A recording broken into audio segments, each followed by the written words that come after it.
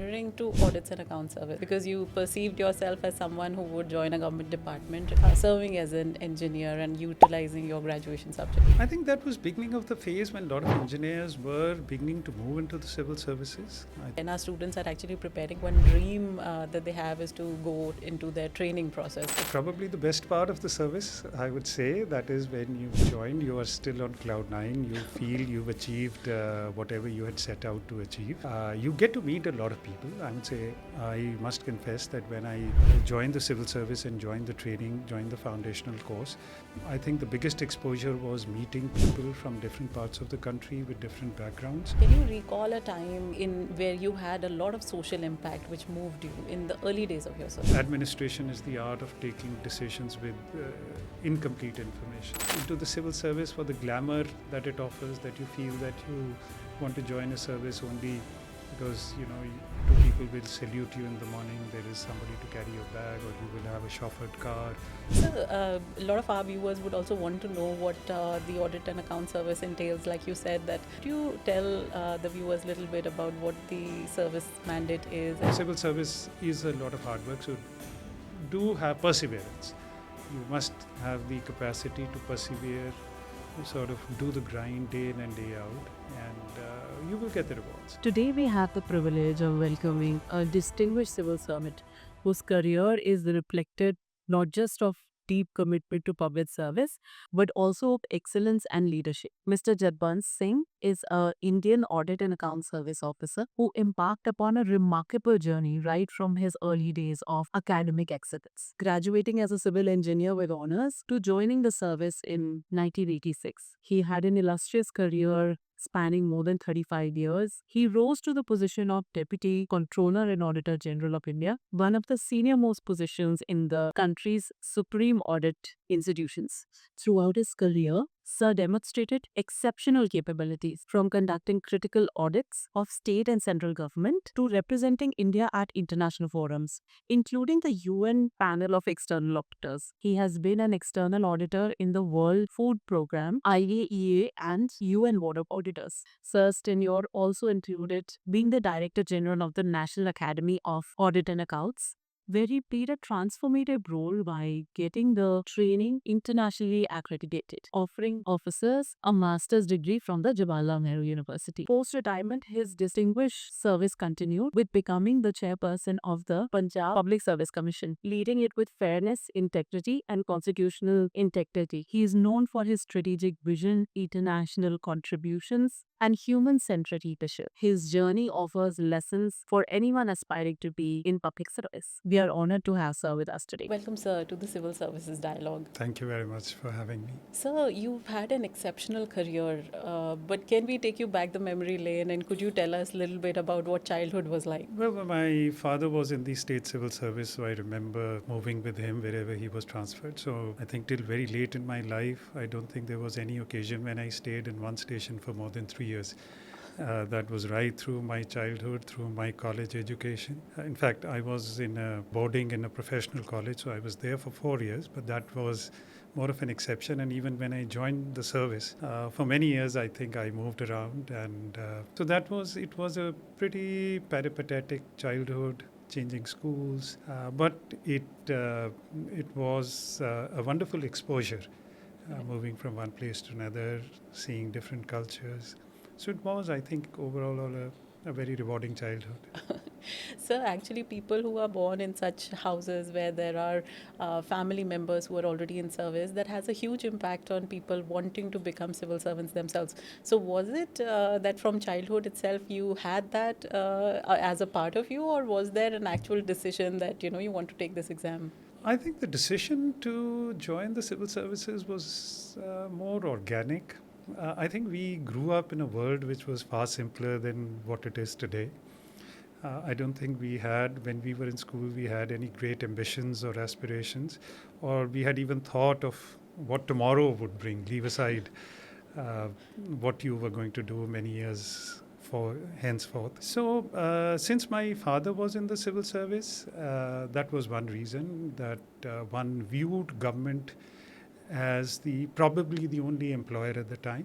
And since I grew up in small districts of Punjab, and there was hardly any opportunity in the private sector, so I think from the very beginning one realized one had the impression that if you were to do a job and pursue a career in any sort of service, then it has to be government. Right. It was only later in life that when I was in college, I was doing engineering.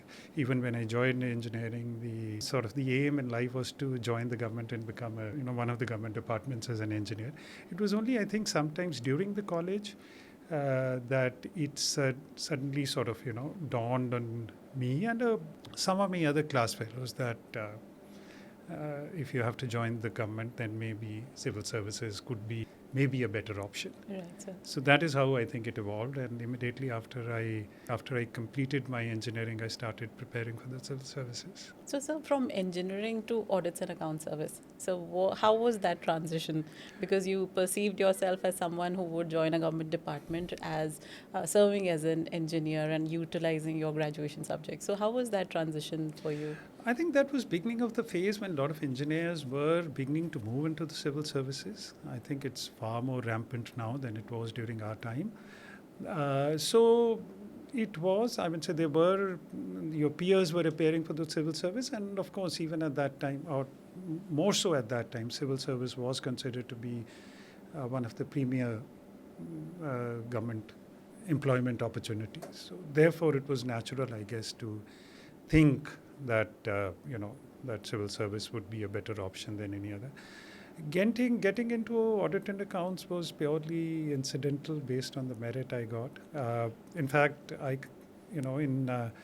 in the sort of background I got up, there was hardly any reference to audits or accounts any time during our life. And when I joined the service, I had no clue what the service entailed. Which is only when you had cleared the exam that I went around asking people which services should I opt for. That is when a lot of people said that audit and accounts would be a good option, and that is when I started reading about the service. So you could say that maybe destiny played a part in my joining the audit and accounts. It was based on the merit and, of course, some bit of personal choice. So, a lot of our viewers would also want to know what the audit and account service entails. Like you said, that it was only closer to actually getting it that you started knowing more about it. Could you tell the viewers a little bit about what the service mandate is and what it is all about? I think that's a good question, because still a lot of people outside the government do not know what the service is about, because there is very little public interaction as far as this service goes. Those who have some knowledge or have acquaintance with the Constitution of India would know that the Comptroller and Auditor General of India is a constitutional authority. Sections 148 to 151 of the Constitution lay down the provisions for the appointment for the position of the Comptroller and Auditor General. The Indian Audit and Account Service is the department that services the organization of the CAG. So as the name itself suggests, the primary function of the Indian Audit and Accounts Department is to audit all that is within the purview of the government. So any domain or any department or any area where government has an intervention, the CAG has a right to go and examine that. The idea is to do a post facto examination of the way government is working or implementing its various schemes, and then suggest measures and recommend ways and means to improve the delivery of those schemes and programs. As far as the accounting function is concerned, though I would say if you were a student of financial management, one would realize that audit and accounts are two independent functions, that normally an auditor should not also be an accountant. But historically, the Indian Audit and Accounts Department has also been responsible for compiling the accounts of the state governments. So that is why the word accounts. As a general term, the Indian Audit and Accounts Department, and therefore the organization of the Comptroller and Auditor General of India, is also called what is known worldwide as the Supreme Audit Institution of India. So therefore, there are counterparts of the CAG of India in every country, and as a generic term, every Comptroller General's or Comptroller and Auditor General's office throughout the world is called the Supreme Audit Institution of that particular country. Okay, so. So when you join the service and when our students are actually preparing, one dream that they have is to go into their training process. So how was the training process when you were young and you had just joined service? Probably the best part of the service, I would say, that is when you've joined, you are still on cloud nine. You feel you've achieved whatever you had set out to achieve.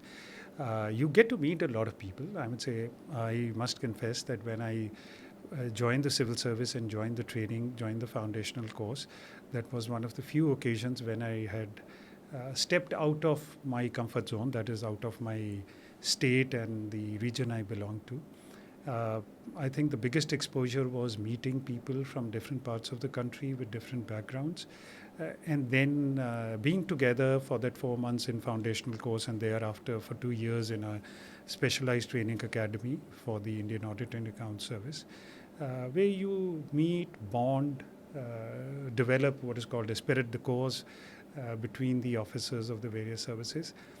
And it's a great learning process. I would say in all the training academies in the civil services, a lot of training happens within the classroom, but more than that, a lot of training happens outside the classroom in social settings, and so the stimuli that is sort of available in these training environments is very effective in sort of making you a more grounded personality.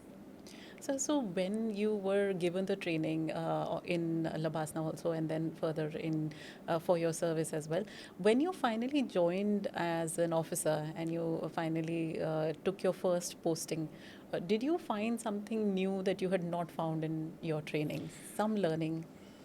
Yes, of course. I think training, or starting with your education and training, it only provides you a context in which you're going to serve. It equips you with probably the tools, the knowledge and skills within a very controlled setting. Right. It is only when you hit the ground, so to say, when you are given your postings in the field or wherever your work takes you, that is when you realize that that is where the real learning starts. That is when you learn on the job. You see how government functions. It is most of the time it is quite different from the way you would have perceived. So the training is meant to equip you to deal with the situations that you might have to encounter. But it is not necessarily that the same thing which you might have envisaged when you were undergoing a training. So quite a bit of your learning happens as you go along in your service, as you progress and develop as a personality in the service. So from your early days when you joined service, can you recall a time in where you had a lot of social impact which moved you in the early days of your service? Well, it's like this. The sort of work that we do in the Audit and Accounts department is that you are examining and reviewing a number of programs of the government. Those programs have a direct impact on the people, and our job is to see that they are being effectively delivered. So I think once the work of the audit is done and a report is presented, more often than not, these schemes or those programs are tweaked to make them more effective. So in an indirect way, whatever we do gets reflected in what happens on the ground, and in that way, that is the contribution. But since we are not directly involved in implementing a program or a scheme, it immediately doesn't become visible to you. Right. But it ends up adding value to the whole system, adding value to the formulation of the programs, and then subsequently the implementation of the programs.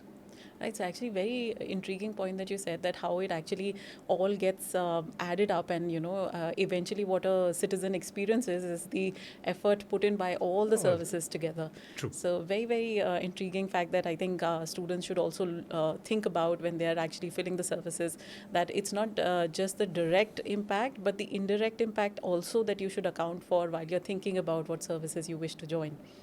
So, sir, in the 35 years that you have served and you have had such a incredible career, what was that one quality that you felt that was there from the day one till today with you that has been a part of you throughout? Well, I think government service is a lot of hard work. It requires a lot of dedication and devotion. I think I would say there are these small things which matter in how you evolve as a public servant or a civil servant. I think one of the things that immediately comes to mind is the attention to detail, to be to be thoroughly prepared with what is at hand. So those small things all add up and add value to the way you eventually end up being. There is nothing. I won't say that there is any great sort of mantra to succeed. I think as long as you understand the nuts and bolts of what you're doing, you are on the top of your game. I think that's the most important thing. Whatever job you are handling, I think the most important thing, and for any young civil service aspirant, or for that matter, any other young person who is now on the threshold of a career, it's extremely important that you're on the top. Whatever you're doing, you are completely, you know what it is all about, and you are on the top of your game as far as your professional work is concerned. So, for any service for that matter, there are always challenges that are there associated with it. Do you recall any challenge that you particularly faced which was very, very difficult for you to go through, but then you got through it and did something bigger? I think there are constant battles which you fight every day. There are battles every day to be fought and won or dealt with. I can't recall any particular instance, but there are many, and when you are in any government department for that matter, or in any service you might be, you tend many times to disturb very entrenched vested interests. So I think it more so happens in audit as well, that when you're auditing a particular program and you come across certain issues which are of importance to certain vested interests, then a whole lot of pressure is put on you, and that happens very frequently. And I think you learn how to deal with them, get past them, without compromising on your professional integrity. So I would say neither would I want to narrate any particular instance of such sort, but it's I would say these things are quite par for the course, as they say. They happen, and I think these would be part of any young officer or any officer who's joined the civil service. Right. I think these are challenges that are not perceived by students when they're preparing, but I think it definitely becomes a part of service. And I think, as you mentioned, the most important thing then becomes that holding on to the integrity of the service that one is a part of, and then delivering what they have to. Absolutely. So you had a lot of international experiences as well when you were a part of the service. Could you tell our viewers a little bit about that? Well, the Supreme Audit Institution is very well recognized across the world, and this committee of Supreme Audit Institutions is a very across the world is a very cohesive unit, in the sense that there is a lot of interaction between counterpart organizations throughout the world. I would say SAIs all across the world. They come under the umbrella of what is called an International Organization of Supreme Audit Institutions. It's an organization which is as big as the United Nations, with the same number of membership. So it is I headed the International Relations Division of the Comptroller and Auditor General of India for more than 5 years. So I was the front man, or the person who stewarded the CAG's international role during that period. The other thing which happens is that a lot of these international multilateral bodies, especially the international organizations which fall under the umbrella of the United Nations, their external audit is done by one of the Supreme Audit Institutions, and that Supreme Audit Institution is picked up on the basis of a process. So during the period I was there, I would say the CAG of India was the external auditor to a number of these international organizations, right from the main United Nations in New York to many of its agencies like the International Atomic Energy Agency, the World Health Organization, the World Food Program, the World Intellectual Property Organization. So that was quite challenging because you got to work in an international environment. One saw how the governance structures work there, how different are they from India. So it gives you a worldview of not only how your counterparts on the Supreme Audit Institution side of things work, but also how the international organizations function. So, are there certain aspects that you observe that in the way the international organizations function, which you wish India would adapt to as well? Certain aspects that they have? Yes, there could be some of them which, for example, most of these organizations, or for that matter, most of the organizations in the Western world are adapting good practices which are followed in the private sector. So they have, I would say, if you were to put it that way, they probably have a slightly more matured governance models than most of the developing world would have. So, for example, they have innovations like risk managers. You have ethics offices. So the structures the processes and procedures are far more structured. They are leaner and meaner organizations. These are things which, at some stage, I'm sure they're already beginning to come in India. You have some of these, especially even in the government of India. And I think in times they will. Those are some of the good practices which you notice and when you're working abroad, and once you come back in your national setting, you try and see how best they can also be implemented. So within our service, for example, or our department, there are a number of such initiatives or standards and practices, best practices which are followed throughout the world, have also been adopted by the CAG of India for his own department. So you were representing India at an international space wherein you're naming so many organizations which UPSC aspirants actually read about while they are Right. preparing. So while you were actually there, were there times that you felt very proud of India? Oh, all the time. I think India is held in such high esteem. I would say it is only to be seen to be believed. I think India has a very high, I would say, is held in great prestige. We have, so in fact, one of the reasons why, we would bid for these positions as external auditors to these international organizations, and one of the reasons of our success was the sort of reputation that India enjoyed. Plus also the recognition that the Supreme Audit Institution has worldwide. But there is no doubt about the fact that India is held in very high esteem. I would say most of these, when they name for any position, the Indian delegation is in the fray. I think that makes things a lot easier.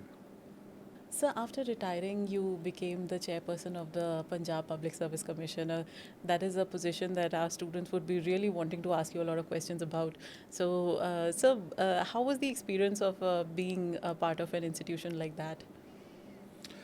I think firstly, it's a great honor to be considered worthy of being appointed as the chairperson of a state public service commission, and it's a huge challenge.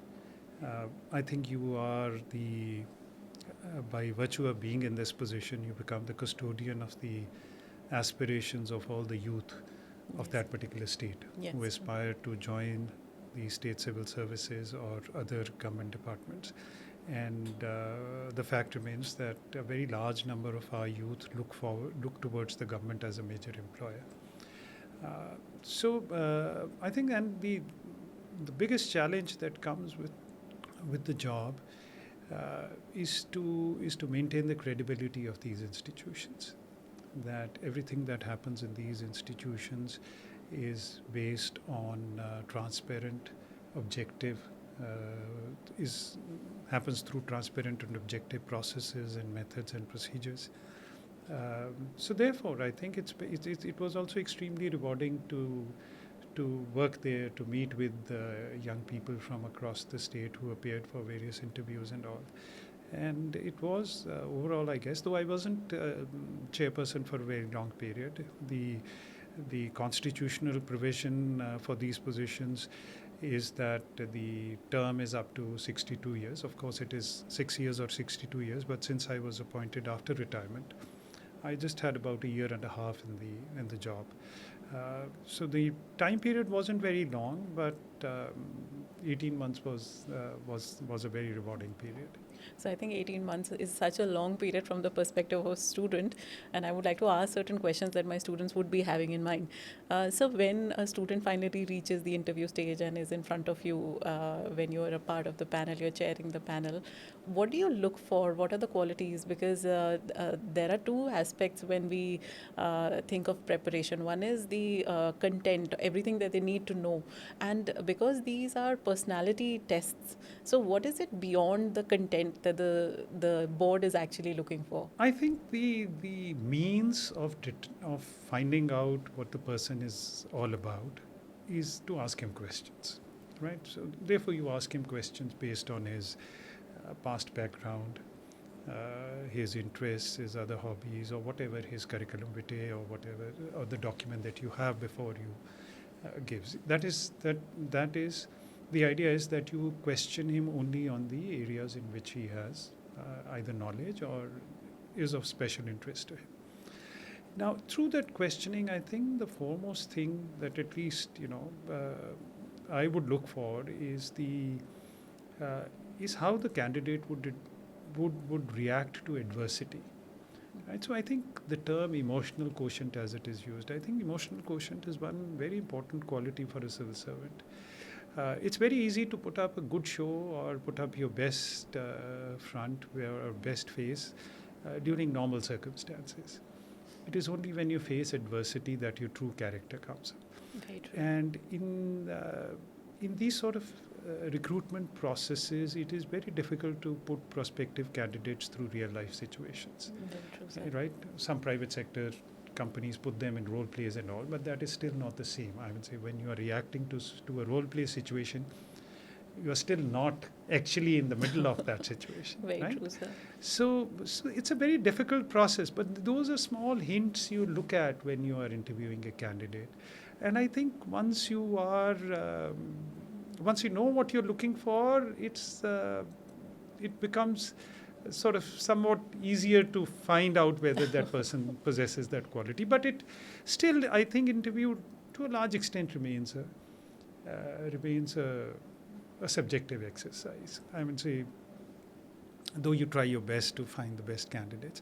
And I think the example is, which I very often quote, is that it is not necessary that the candidates who top the lists fare the best during their services, True, right? true, very So true, they sir. do not, I would say most of them might, right?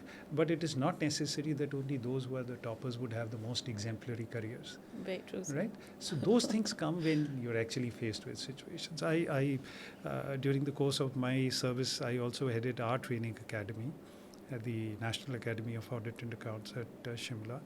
And we have the scheme of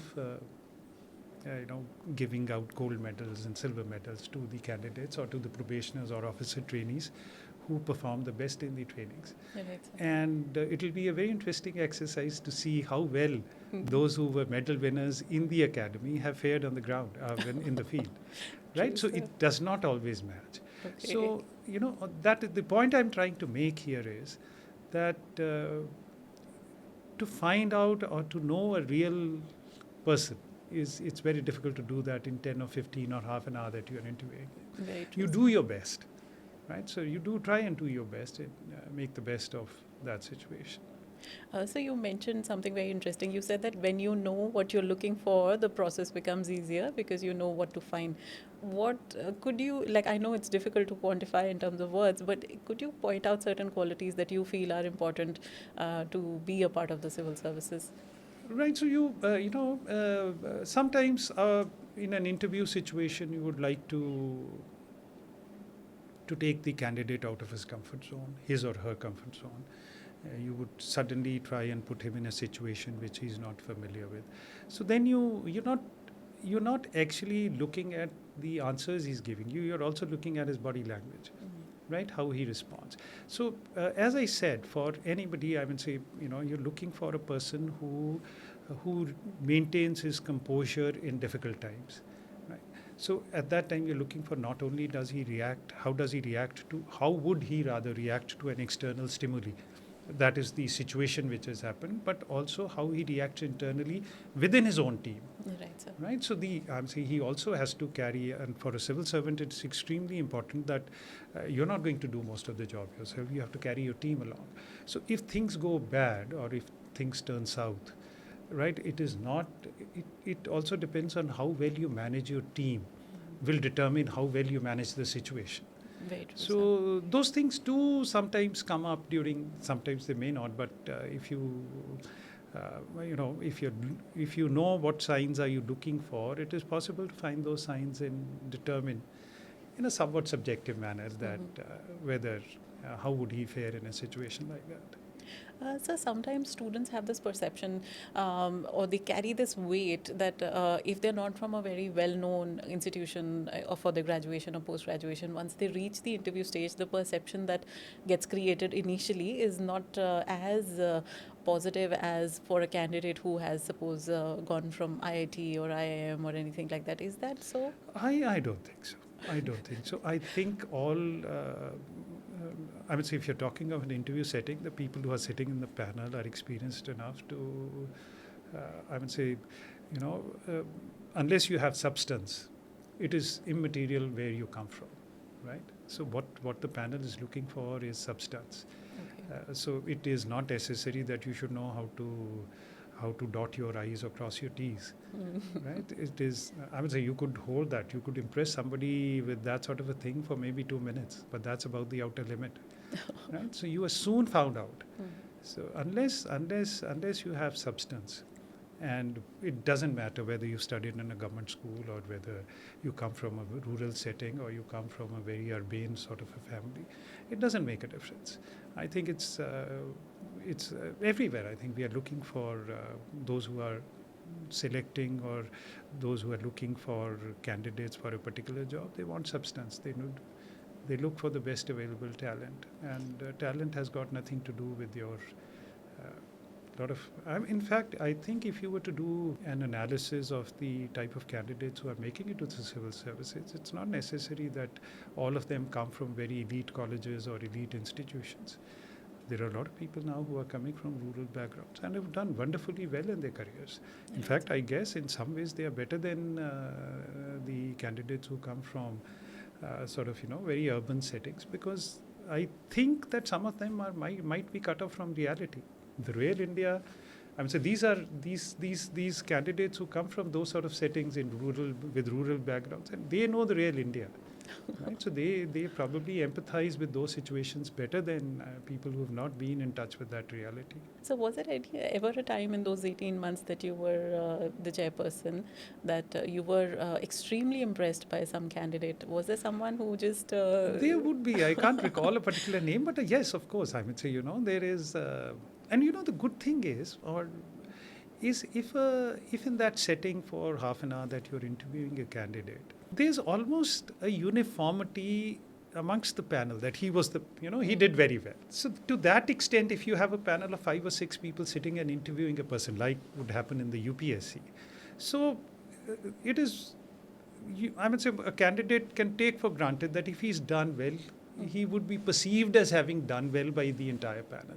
So if you do well, and there would be many, and and even in my experience when we used to interview, so at the end of the day, you would then, when you sit and look back at the interviews that have happened during the day, you would say that person did very well. And sometimes actually you are amazed at the maturity which these youngsters show, at their level of and depth of knowledge and skill, and the way they handle situations. It's that gives you, that makes you feel so good and I'm not saying it as a slogan or a jargon, but it makes you feel very good that that you have talent in this country who, given the right opportunity, can do wonders. So, a few questions that emerge into my mind. Most people who try for the civil services are unfortunately not able to qualify the examination because of the number of people who are selected every year. So, do you think that India has enough opportunities right now for the youth to be able to perform? Because not everyone has the privilege to be able to start something of their own or go to the ground level and then create something. So, do you think that the youth, because as you mentioned, so many people are there who are actually very talented, and every year a lot of talented people will not qualify. What do you think is the future for those students? One, I think, is there has been a general belief that if you want to be a part of nation building process, you have to be in the government. I think that is simply not true. You are part of the nation building process in whatever you do, right? Even if you have a small business, and either you are running it alone, or if you have employed a couple of persons, you are generating employment. You are very much in public service. I would say that is public service in itself. That you are you are contributing to the economy of the country. I think now with the sort of economic development that has happened in the country, we have opportunities for. We have many opportunities for all these youngsters who aspire to be in different areas, and I would certainly say that civil service is not the be all and end all of all. In fact, there are many children now, or many youngsters now, who deliberately opt not to be in the civil service. They would rather be elsewhere, right? So most of the I don't have the figures now, but I'm not sure how many of those who are now doing very well in their educational backgrounds are actually entering the civil service. So all those who are not, and you very rightly said that to some extent civil services is also a gamble, right? So you have a limited number of chances, that it's not necessary sometimes, and it's why sometimes. Very often it happens that youngsters who are extremely talented are not able to make it for various reasons. I would say sometimes I can simply say that luck is not on their side. Could be that. So there are opportunities. I would say you can see it. I would say if you were to go and see the journal data, you would find that the unemployment rate is pretty low. So people do get jobs. Whether they get jobs commensurate to their abilities and talents and qualifications could be a slightly different matter. But there are, and I hope as we grow and prosper, as the country grows, there would be plenty of opportunities. I can compare it from the period when I was just stepping into the job market. Many years ago, I would say almost 40 years ago, there was hardly any opportunity in the private sector. Yes. Right? And as I said in the beginning, that the only employer you would look up to was the government. Very true, sir. Right? But it's not the true. It's no longer true. My children are no longer in government. Right? My brother's children are no longer in government. So it's happening all across. And many people I know, and and these are youngsters who have not even tried for the civil service. So there are opportunities, and I think these opportunities would grow, certainly grow. I wish so, because unfortunately, just because the number of people getting accepted as civil servants is less than 0.1% of the number of people who actually try for the examination. Right. So I wish that there are lots of opportunities for people who want to contribute and want to actually utilize their skills. However, sir, I have to still come back to the fact that civil services happens to be the dream of the youth of India. Right. So one thing that I would like to know from you, sir, is that the person who's going to now sit for the UPSC interview, whenever in future they would be, so can you tell them some things that would actually help them, maybe a few lines that would help a candidate who's going to sit for that interview in the UPSC? Well, I guess it'll be very presumptuous of me to. I think it is to be, for the interview, I think be well prepared and be confident, be sure of yourself.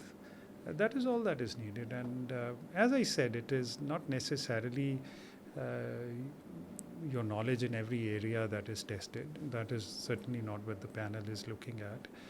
That is one of the factors that might be looking at, but at least you should know the areas in which you have studied or your education has been or your past experience has been. But if you are able to cogently and with logic explain your positions on various issues that are asked of you, I think you should do well in the interview. So I'll take you a few steps ahead to your observations that you had during your career regarding governance and public service. Few questions on that I wish to ask you.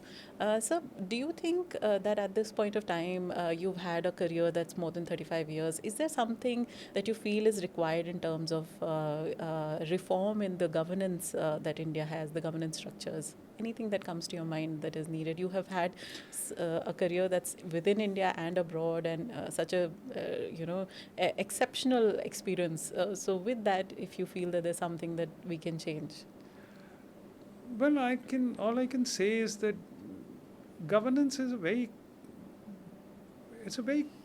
complex thing. When we started, our concept of governance was, when we just joined the service, our concept of governance, it was a very simplistic and unidimensional view of governance, that there is a cause and there is an effect. I think it's much more than that.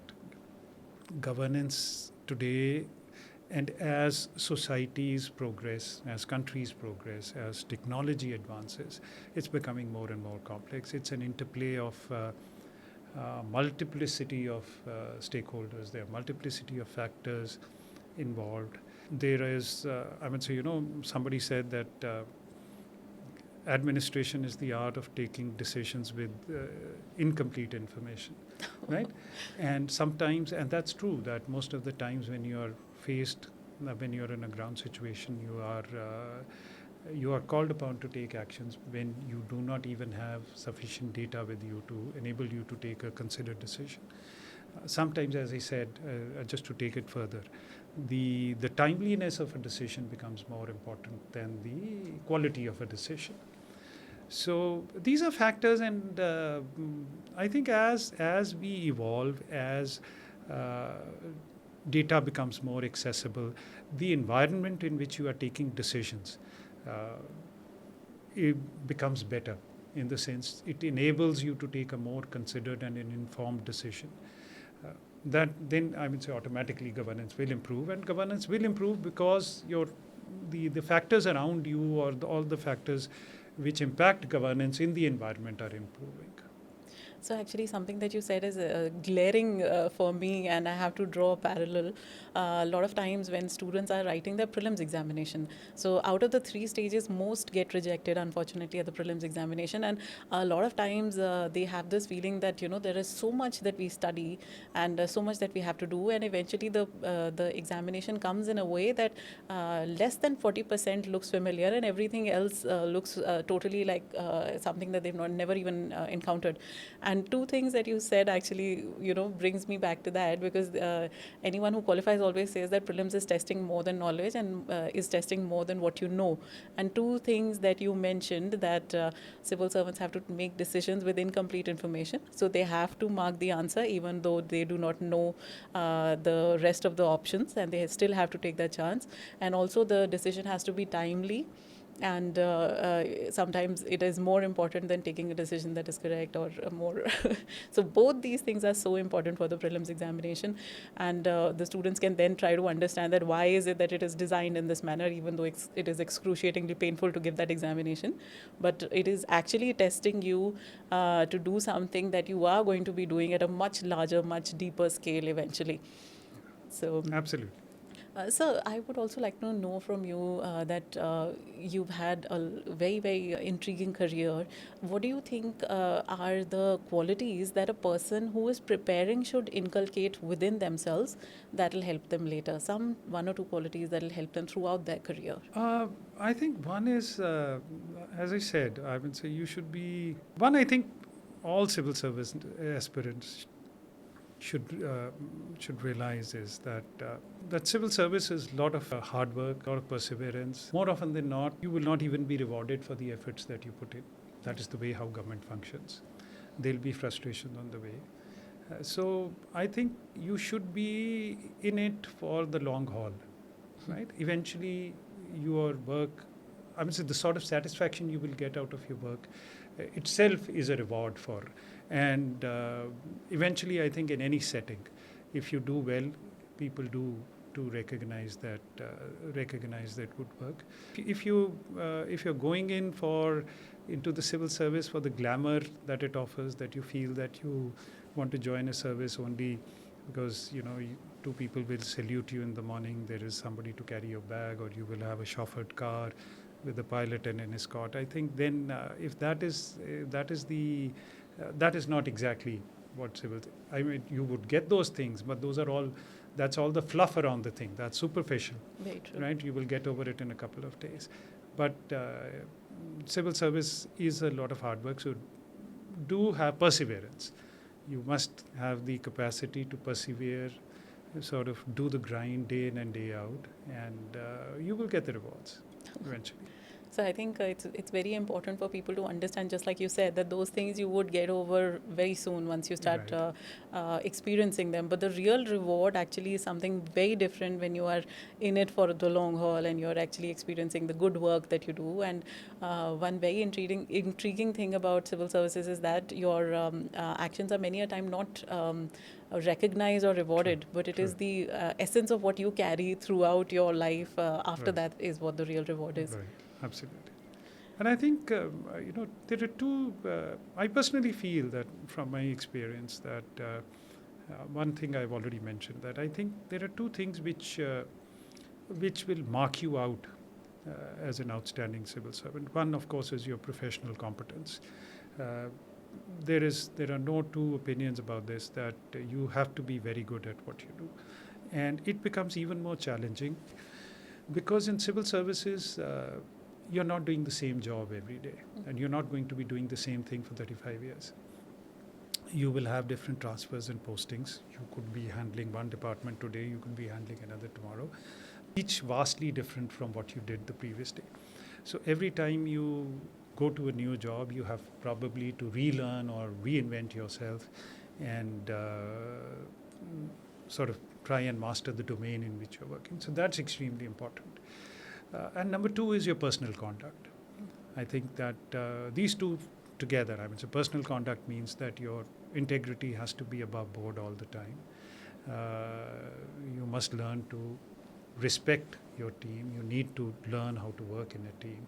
I think if you have these two qualities, you are good at your work and your personal conduct is above board, I think you don't need any further rewards. I think people will respect you for no amount of people are surrounding you will give you the same respect which these two things will do for you. Right? People will remember you for a long. And I still feel that in government, your real test is how well you have done is if you were to go back to your old offices after you've retired. Right? So how well you are by your former colleagues or people who worked with you.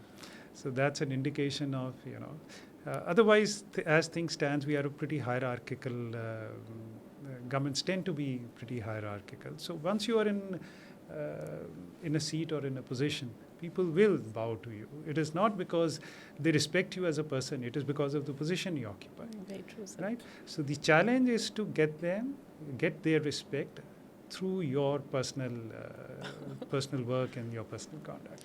Actually, sir, this is very, very insightful because I think very early in the service when people are experiencing certain things that are very, very exciting, like you mentioned, this sort of maturity that you're talking about, that, there's a difference between what you get and what the chair gets. And very, very interesting that you said that if you go and visit your previous offices, that'll actually tell you what you got and what only the chair had. Very interesting. So we have a small round that we call the round of reflections, in which I have 10 questions for you. So the first question is is there one book that deeply influenced your thinking? I can't pinpoint one particular book, though I have been an avid reader throughout my life. In fact, my biggest regret is that I don't read as much as I used to. When I was in school, I remember there were times when you would finish a book in a day. We would carry books to our schools. Of course, there were times when you didn't have any other diversions. There was no social media, no television. So books or sports, outdoors was the only two extracurricular activities you would engage in. So there is no, but I think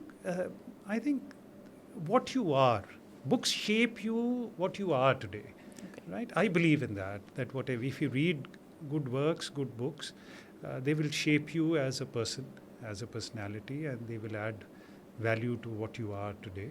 It's a sum total of all your readings. I think it's very difficult for me to pinpoint one book which would have sort of, impacted me very, very deeply. I can't immediately recall any book like that, but I have no hesitation in saying that what all I have read, the sum total of all that I have read, has immensely contributed in my personal growth. So, one value that you believe every civil servant must fiercely protect? His dignity.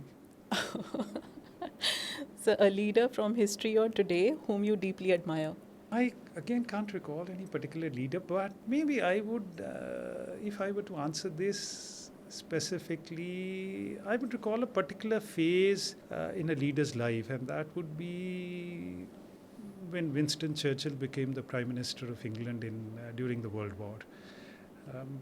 I somehow, when I was younger, I had deep interest in war history, and I read quite a bit on World War. And I think the sort of adversity Churchill faced when he first became Prime Minister of England, and when England was on the verge of losing the war, and therefore most at the point where Hitler would have occupied the whole of Europe. I think Churchill in that period, his leadership faced with immense odds, his stoic leadership at that point, I think was something, I think, which people should read and Very true, sir. and learn from. So, a posting or a project that taught you the most about yourself? I can't recall any particular posting or a project where every job that you hold teaches you start looking at yourself. I would say you get a better insight into yourself. For me, I think it would be, as a part of a job, we handle large offices. Offices which are called the Accountant General offices, which audit the whole state. So you are actually dealing with the staff strength of about, say, 1,200 to 1,500 people. So you're leading an office with 1,200 to 1,500 people. I think that dealing with your counterparts, with your team, with that employee strength of 1,500 gives you more insights about yourself than it does.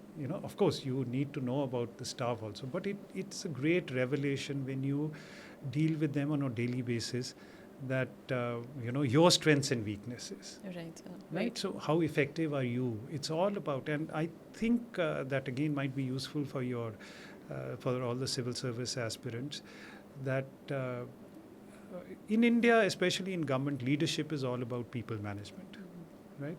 So if you're able to manage your teams well, and especially if you happen to be leading a large office, it's amazing how much that job teaches you. Yes. Right? It teaches you about yourself. It teaches you about others, how humans work, behave, and work. Mm-hmm. Right? So in that sort of a setting. So those are quite those are quite rewarding moments when you're handling these sort of situations. Yes.